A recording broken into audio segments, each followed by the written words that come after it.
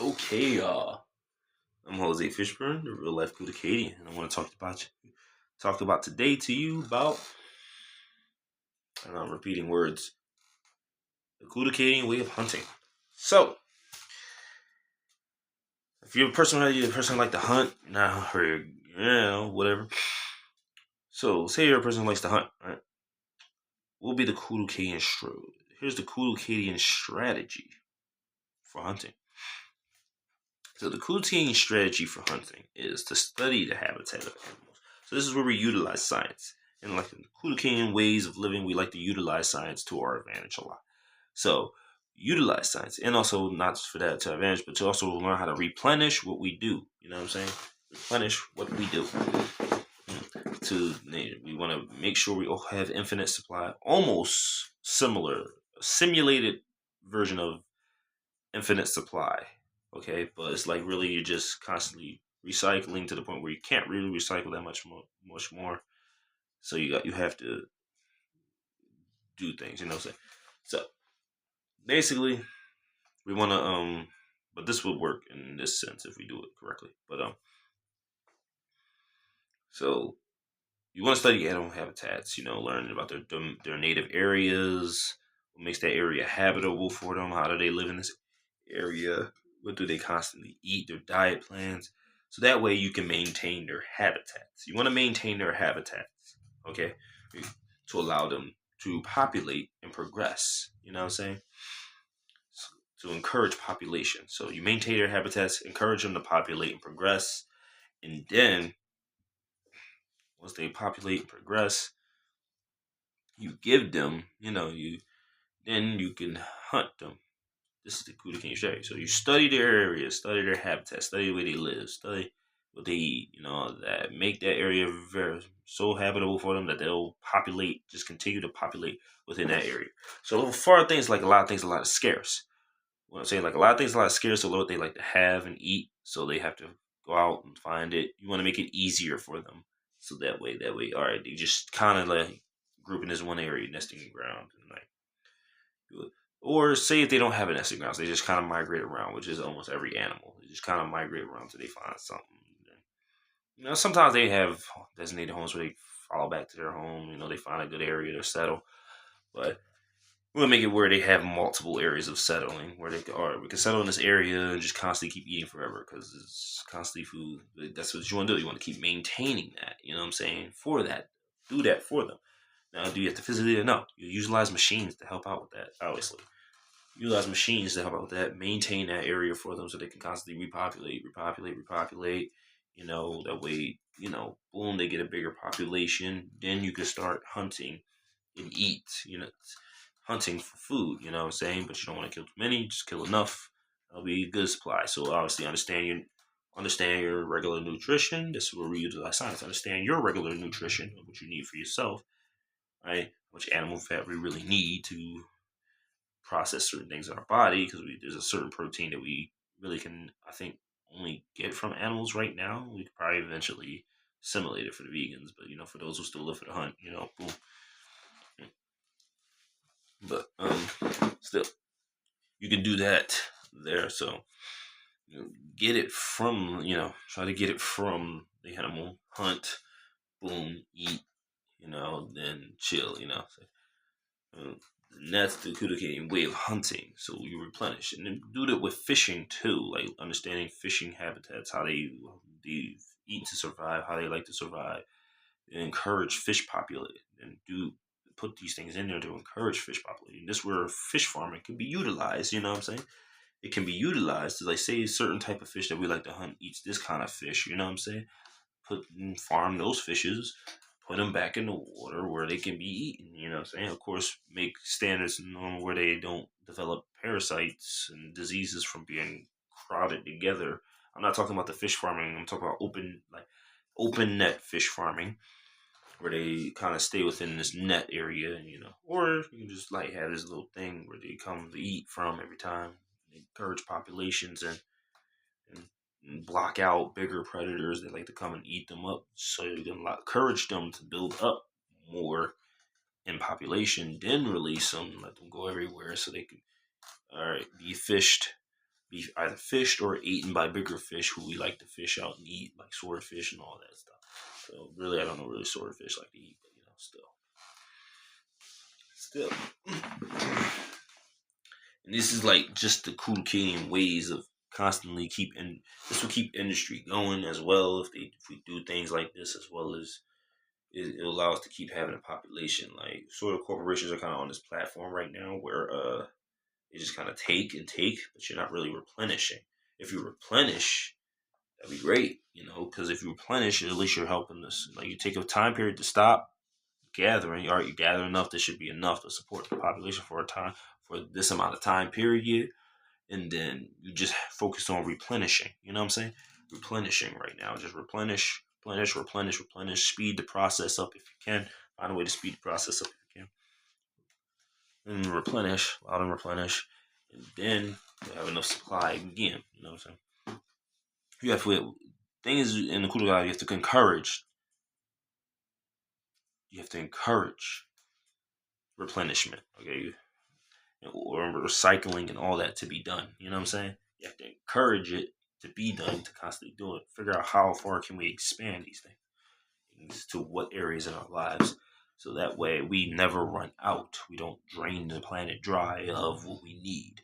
We keep it we keep rebuilding it at a sufficient rate. All right. Now, even with the energy, okay, energy. All right, we don't run our research religiously, but all right, fine. We're running out of oil reserves. Okay, rely on electricity for a while. Create electrical grid structures that provide, sufficient energy, windmills, whatever, solar panel. Do that for a while. Hey, it may not be ideal, but it's something we have to do for the time being. We can go back to oil, but we can go back to oil. If we rely too much on oil at the time, then all right, figure out ways we can keep the air clean. Keep the air clean. Like, what can we put on these things that release gas into the air? What can we these factors release gas in the air? So it can keep the air clean, and then we're back to electrical things. So it's learning how to balance. You know what I'm saying? All right, we're doing this too much. We gotta do this but we have to do this for a while. Learning how to utilize what we have constantly. You know what I'm saying? Just have to learn how to utilize what we have and constantly balance them so that we can flip flop when we need to. You know what I'm saying? When it's necessary. Replenish on top of that. This would keep a strong, self-sufficient economy going, not just with other people, but with yourself as an individual. Keep it strong. Learning how to flip flop. Okay, so all right, you hunt animals. You want to replenish. You want to replenish their habitat. Allow them to eat and all that. Like when you grow stuff, all right. If they like to eat some of the stuff you grow, all right, grow a portion for you and your family, and then grow a portion for your animals that's on your area. Let them eat it. That way you can go and hunt you some animals later. Encourage them to breed in an area. You have to have them have a breeding grounds. They need a breeding grounds. That's safe for them. If you put food in a designated spot, consistently that they like to eat, they'll stay in that area because they'll see that area as, okay, this is an area we can settle in. So they'll start building a nesting ground in that area.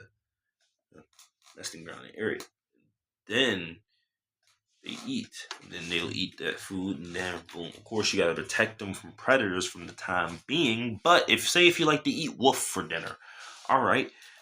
But wolves like to hunt the other animals that you like to hunt and eat. You know what I'm saying? Well, okay. Well, you want to let them overpopulate to a point, then sick the wolves on them, and then have the wolves in a designated area where they can populate for the time being, feed them an animal every now and then. Like, but you gotta be careful with wolves. They're a little bit harder to maintain.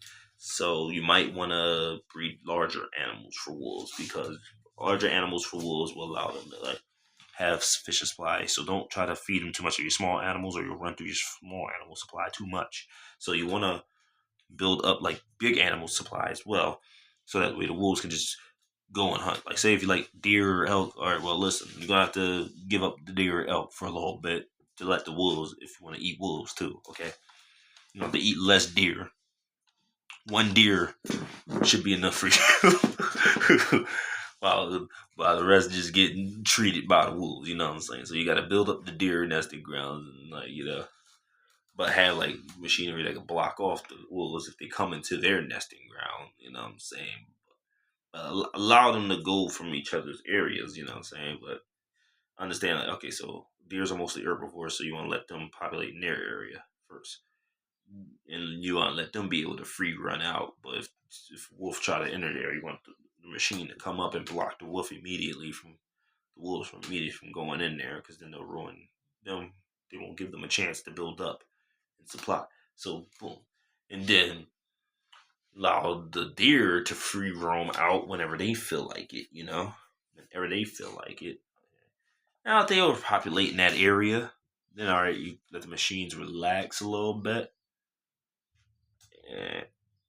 Let the wolves kind of do their thing. So, so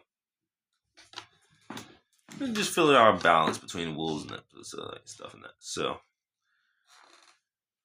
so like, yeah, say wolves like to eat those animals, like create breeding grounds for all animals that you like to eat. Okay, if you're not really looking to eat a certain animal, then don't create a breeding ground for them. You know what I'm saying, for them. Let them find their own source. Continue to let them find their own source. You know what I'm saying? But create a breeding ground for the animals that you do like to hunt and eat. That way, boom, they can replenish. You can go like create breeding grounds. So how you create a breeding ground? Like I said, you take the food that they like to eat, put it in that specific area. They'll settle in that area. But the thing is, you want to study habitats to make sure the habitat is suitable for them in that area. Because if the habitat is not suitable for them, they won't live in that area still. No matter if you put food, they'll just come to grab the food and leave. You want to make sure the area is habitable for them. They like to have habitable areas. So that's why you want to study what makes the area habitable for them, as well as what do they like to eat, because that will encourage you to create efficient breeding grounds for them. So that way they can eat. They can eat, they can repopulate, then you can go and hunt. As simple as that. That's where you that's how you hunt as a Cudoocadian. And that's those Cudoocadian hunting strategy. Creating breeding grounds by studying animal habitats and what they like to eat. Then boom, hunting, learning how to balance between other animals that you want to hunt and eat. Balance their diets. Like if they're a more carnivorous diet, you gotta learn to balance that for them. And boom. Simple as that. So it wasn't gonna take as long as I thought it would. But hey, that's the Cudoocadian strategy. Signing out.